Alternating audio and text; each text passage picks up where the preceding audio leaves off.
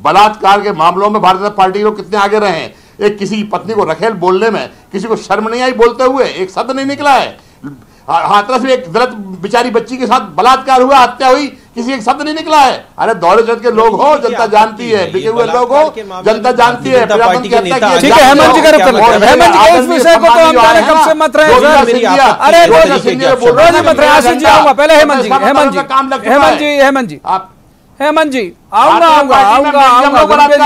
का रुख करेंगे। हेमंत जी वरिष्ठ पत्रकार हैं, इंदौर से हमारे साथ जुड़े। हेमंत शर्मा जी, ये एन चुनाव के वक्त, ये कोई वक्त नहीं है। मैं कह रहा हूं कि अगर आशीष अग्रवाल जी की बात को एक क्षण के लिए मान लिया जाए कि ये रीति नीति प्रभावित होकर व्यक्ति आ रहा है जा रहा, तो कहा जा सकता है कि भाई साहब वेट कर लो यार 3 तारीख तक। ये जो अभी स्वागत है श्रीमंत आपका जो भाव चल रहा है, इसकी वजह क्या है? माहौल बनाने की कोशिश।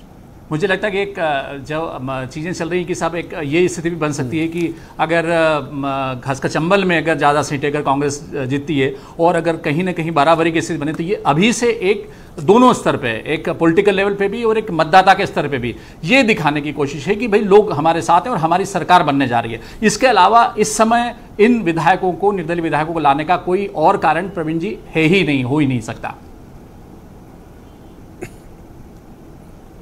लेकिन हेमंत जी एक बात यह भी है कि जब ये क्लेम कर रहे हैं और खासकर आप देखें कि मैजिक फिगर के मुहाने पे खड़ी हुई है बीजेपी, तो क्या आप बहुत सीनियर जर्नलिस्ट हैं, इस हाल में है बीजेपी की 9 सीटें नहीं ला पाए और इनकी निर्दलीय को साथ लाना पड़े? बिल्कुल आपकी नजर में नहीं, बिल्कुल बीजेपी बिल्कुल 9 सीटें लाने की स्थिति में ला सकती है बीजेपी।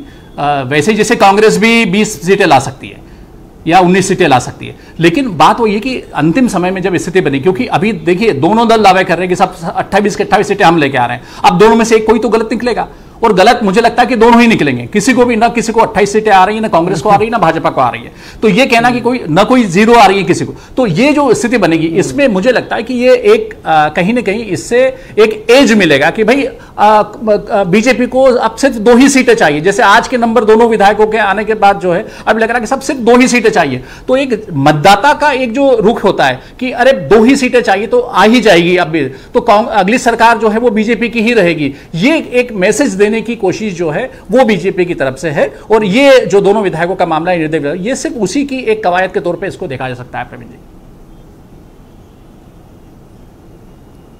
एक बार रुक कर लेते हैं आशीष अग्रवाल जी। आशीष अग्रवाल जी, मुझे आपकी पृष्ठभूमि नहीं पता, मैं गांव से आता हूं और मैं देखता हूं कि गांव में बारिश के पहले जो अनाज संग्रहण करके रख लिया जाता है घर में कि भाई बारिश होगी तो चलो ये काम आएगा, तो चावल दाल इकट्ठा करके रख लिया जाता है कि बाढ़ हो गई या कुछ भी हुआ या शहर से संपर्क टूटा तो कम से कम घर में अनाज रहेगा। ये वैसी कवायद है क्या? हेमंत जी भी वैसी परिभाषित कर रहे हैं वाली बात भी कवायद की निर्दलियों के आने को? नहीं, देखिए हम हमेशा से ये मानते हैं कि बहुमत से लोकतंत्र में सरकार भले ही चलती हो, परंतु प्रदेश और राष्ट्र सर्वमत से चलता है।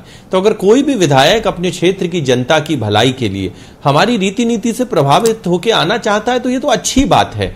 बाद बाकी आप किसी से भी समझ लें कि आप भारतीय जनता पार्टी की सरकार 8 या 9 सीटों के नहीं आने से कहीं इधर उधर हो सकती है, कोई भी आपको बता देगा। कांग्रेस ने तो 8-9 ऐसे प्रत्याशी खड़े किए हैं कि जो शायद जमानत क्या आज ही तय है कि वो हारने वाले हैं। दूसरी ओर जो मैं जिस बात की तरफ इंगित करना चाहता हूं, देखिए धनोपिया जी ने यह नहीं बताया कि 15 माह में उनकी सरकार ने क्या किया, तो मुझे वो याद आता है कि ना हाल पूछेंगे ना चाल पूछेंगे, तुम सवाल पूछोगे तो भी हम सवाल पूछेंगे। आपने पूछा कि 5 महीने में हमने क्या किया, अगर 40,500 करोड़ जनता के खाते में पहुंचाना काम नहीं है ना, तो ये जनता आपको जवाब दे देगी।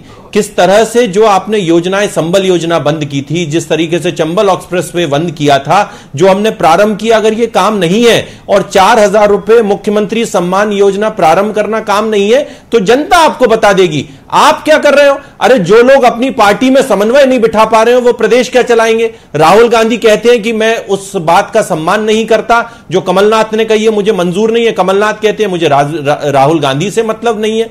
तो जो अपनी ही पार्टी में 2 फाड़ हो चुके हो, जो मानक अग्रवाल को नहीं संभाल पा रहे हो कमलनाथ, वो स्वयं क्या करने वाले हैं? कुल मिलाके इस चुनाव में जो नकारात्मक रवैया कांग्रेस ने अपनाया वो इतिहास के पन्नों में दर्ज होगा। कांग्रेस ने बिल्कुल नहीं बताया कि उनको वोट क्यों देना चाहिए। ठीक है, तू अपने हल्के शब्दों से तब देखेंगे। एक बार जेपी धनोपिया, आशीष जी पर्याप्त वक्त दिया। देखिए मैं पर्याप्त वक्त देता हूं कि समझ में आए कि कहना क्या चाह रहे हैं आप। तो जेपी धनोपिया, हर मेहमान को इतना वक्त देता हूं कि चीजें निकल के सामने आ जाए। जेपी धनोपिया जी, दिल्ली से लेकर भोपाल तक, जिसका जिक्र आशीष अग्रवाल भी कर रहे हैं, आइटम वाले मसले को लेकर आपकी पार्टी के अंदर ही एक तरह से विरोध हुआ, और दूसरा ये मैसेज जा रहा है कि भाई ये दलित सम्मान से जोड़ दिया गया यदि इस मसले को, तो आपको कुछ अंदेशा तो नहीं कि नुकसान हो जाएगा तगड़ा? प्रवीण जी, मैं दो बातें स्पष्ट करना चाहता हूं। जो मेरे मित्र ने कहा कि आपने क्या 15 महीने में किया, अरे 15 साल में तो कुछ नहीं किया आप लोगों ने, हमने 15 महीने बहुत कुछ किया। गरीबों की पेंशन डबल की हमने, युवाओं को रोजगार देने के लिए रोजगार, बड़े बड़े कारखाने धंधे बुलाने के बहुत इंतजाम किया, व्यवस्था की। किसानों के 27 लाख किसानों के कर्जे माफ किए, कन्याओं की राशि को किया, 100 रुपए यूनिट में 100 बिजली हमने लोगों के उपलब्ध कराने की व्यवस्था की। गरीबों के लिए हर तरह से काम किया, क्या नहीं किया। और मैं कहना चाहता हूं, इन्होंने क्या किया 5 महीने में? 10,000 करोड़ का कर्जा हो गया अभी इन 5 महीनों में, जिसका ब्याज जा रहा है 15,000 करोड़ रुपया। टोटल मध्य प्रदेश सरकार पर, इस निकम्मी सरकार पर 2,01,000 करोड़ का कर्जा है। त्रिवेणी जी, उधार लो, घी पियो और आराम से भाषण देते हुए घूमते रहो, खूब ऐश करो।